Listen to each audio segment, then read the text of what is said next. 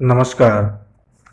आदर्श शिक्षण संस्थान नागौर द्वारा संचालित 8वीं कक्षा हिंदी विषय की ऑनलाइन कक्षा में आप सभी भैया बहनों का हार्दिक स्वागत एवं अभिनंदन है।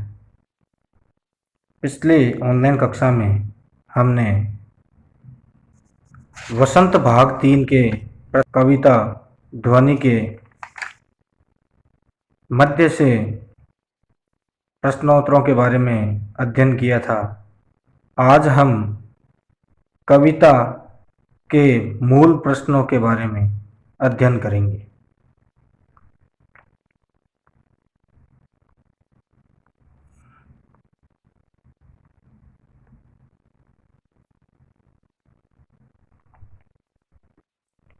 पाठ्यपुस्तक के प्रश्न कविता से, जो किताब के प्रश्नों का पहला भाग है उसका नाम है कविता से। प्रश्न 1, कवि को ऐसा विश्वास क्यों है कि उसका अंत अभी नहीं होगा? उत्तर, कवि का जीवन आस्था और विश्वास से भरा हुआ है। कवि अपने पूरे जीवन को, कवि का जितना भी जीवन है उस पूरे जीवन को समाज की भलाई में लगाना चाहता है। वह अपने उत्साही कार्यों की आभा को वसंत की तरह सुगंधित रूप में सब ओर फैलाना चाहता है। इसलिए कवि को विश्वास है कि उसका अंत अभी नहीं होगा। संख्या 2, फूलों को अनंत तक विकसित करने के लिए कवि कौन कौन से प्रयास करता है? उत्तर, कवि चाहता है कि सारे पुष्प अनंत काल तक अपनी आभा, सुषमा और सुगंध सारे वातावरण में बिखेरते रहें।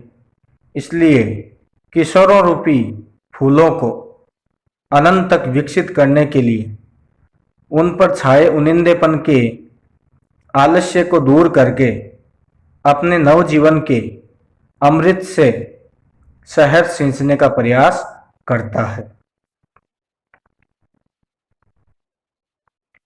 प्रश्न संख्या 3, कवि पुष्पों की तंद्रा और आलस्य दूर हटाने के लिए क्या करना चाहता है? उत्तर, कवि किशोरों रूपी पुष्पों की तंद्रा और आलस्य को दूर हटाने के लिए अपने स्वप्न भरे कोमल हाथ उन पर फेरना चाहता है और उन्हें एक मनोहर प्रभात का संदेश देना चाहता है। दूसरा भाग है कविता से आगे।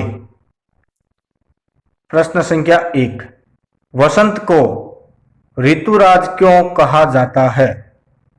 उत्तर, हमारे देश भारत में वर्ष भर में 6 ऋतुओं का आगमन होता है। हमारे देश में मुख्य रूप से 6 ऋतुओं का आगमन होता है, यानी वर्ष भर में 6 ऋतुएं आती है। इन सब ऋतुओं का अपना अलग अलग महत्व होता है। जिस प्रकार ग्रीष्म ऋतु, शीत ऋतु, वर्षा ऋतु, हेमंत ऋतु, शिशिर ऋतु और एक वसंत ऋतु, जो हमने इस कविता में जिस ऋतु के बारे में पढ़ा था वो वसंत ऋतु के नाम से जानी जाती है। इन सभी ऋतुओं में वसंत ऋतु सबसे निराली होती है। यह ऋतु हमारे यहाँ ऋतु चक्र के अनुसार मार्च व अप्रैल महीने में आती है। मार्च अप्रैल महीने में आती है। इस काल में ये जो ऋतु का समय होता है, इस ऋतु समय में मौसम अत्यधिक सुहावना हो जाता है। ना अधिक सर्दी होती है और ना ही अधिक गर्मी। इस ऋतु में पेड़ पौधे नए नए पत्ते धारण कर लेते हैं। वहीं चारों ओर फूल खिलने लगते हैं। खेतों में सरसों के फूल खिल जाते हैं। कोयल की मधुर कूक आदि सब मिलकर वातावरण को मनमोहक बना देते हैं। मानव जीवन उमंग और उत्साह से भर उठता है। वसंत की इन विशेषताओं के कारण इसे ऋतुराज कहा जाता है। प्रश्न संख्या 2, वसंत ऋतु में कौन कौन से त्योहार आते हैं?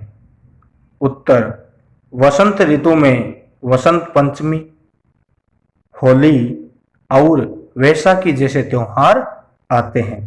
ये तो थे कविता और कविता से आगे। अब इसमें भी और आगे प्रश्न है जो अनुमान और कल्पना के आधार पर हमें करने होते हैं।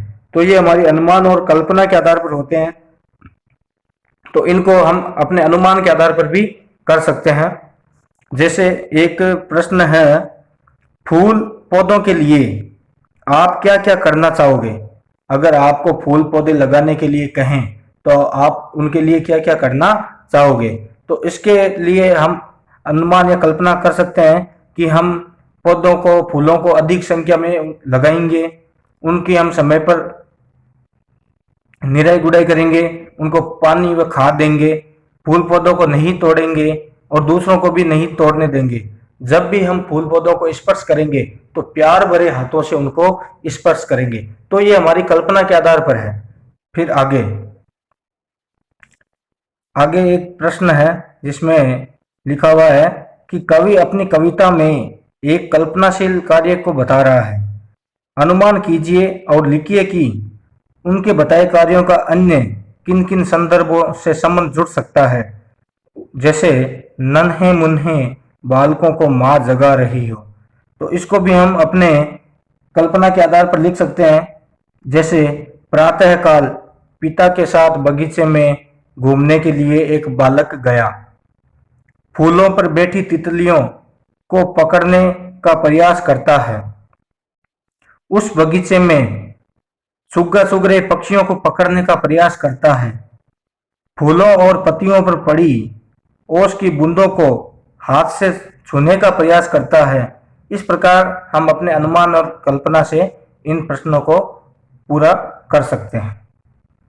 उसके बाद में है भाषा की बात। हरे हरे पुष्प पुष्प, ये कविता की पंक्तियों में ये शब्द आए हुए हैं। ऐसे सब वाक्यों को या शब्दों को एकत्रित करके हमें लिखना है जिनकी पुनरावृत्ति बार बार हो रही हो। जैसे बातों बातों में, इसका वाक्य प्रयोग करेंगे तो होगा, उसने बातों बातों में अपना अपराध स्वीकार कर लिया। सुबह सुबह, वह प्रतिदिन सुबह सुबह घूमने जाता है। रातों रात, लोगों ने रातों रात मंदिर बना दिया। लाल लाल, ये लाल लाल गुलाब के खिले फूल कितने सुंदर लग रहे हैं। इस प्रकार से हम इनका वाक्य में प्रयोग कर सकते हैं।